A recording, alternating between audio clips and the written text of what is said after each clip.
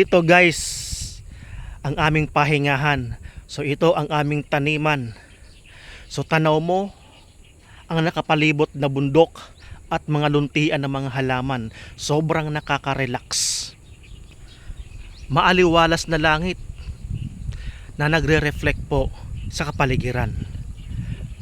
So kung gusto mong mag-unwind, gusto mong ma-relax, at dito pwede ka magbitbit ng inumin mo.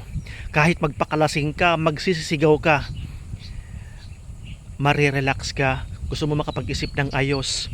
So dito talaga sa probinsya, sa mga kapwa ko Bicolano, sa kapwa ko mga probinsyano, sa probinsya po talaga ang pinaka the best kung gusto mo makapag-isip, tumakas sa magulong mundo, sa maingay ng mundo.